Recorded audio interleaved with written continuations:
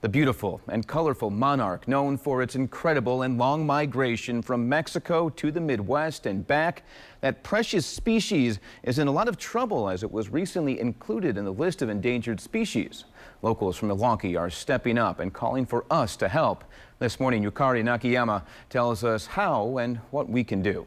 The monarch, known for its beauty, wings sporting the vibrant color orange, white, and black. A native of Mexico, known for its long, extensive, and generational migration. It's a 4-generation strategy. In Mexico, after wintering, they start north. That generation lays eggs and dies. And then that next generation makes their way up through the Midwest. There are 3 more generations that occur, and the 4th one, they call it the super generation, flies back and makes the entire trip, 2,500 miles to Mexico. This is Barb Agnew, founder and director of the Friends of the Monarch Trail. For several years now, she's dedicated time to help preserve the population of monarchs. We have been preserving and restoring an area of land here on the county grounds that provides roosting sites for the migrating monarch butterfly. An 11-acre plot of land in Wauwatosa, a hub for monarchs making their way back to Mexico during their September migration. They can fuel up, they can rest at night. In September, we have cold nights.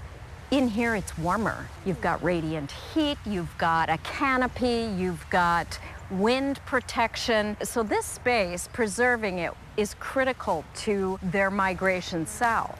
They need these areas. But what makes Milwaukee such a necessary stop for these butterflies? According to Nick Dowdy, head of zoology at the Milwaukee Public Museum, it's our native plants used to lay eggs. Well, Milwaukee is in a really interesting sort of environment for the monarch, and that really rests on the prairie habitat that we have around us. We have this beautiful prairie landscape, which includes plants like the milkweeds. But both Dowdy and Agnew have noticed a terrifying trend. Monarch populations keep shrinking and shrinking each year. So much so that the International Union for the Conservation of Nature placed them on its red list of threatened species, meaning they're endangered.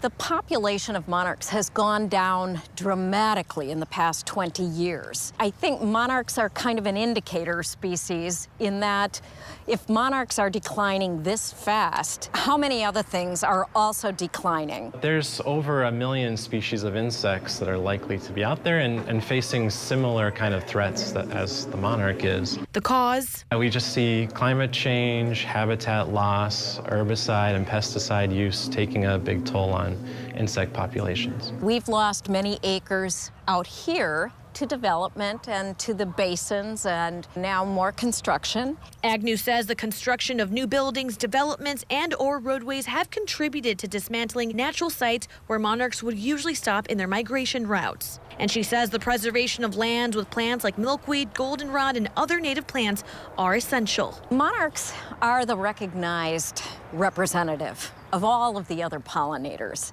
We love them, we know what they are, they're iconic, but preserving monarchs is in effect going to help preserve so many other pollinators. But there are many things Milwaukeeans can do to help preserve monarch populations, such as get rid of herbicides and pesticides in your personal garden and step up and plant milkweed. Because the preservation of monarchs means the preservation of other important pollinators. Helping the monarch could potentially help all those other insects as well, and we need to keep that in mind.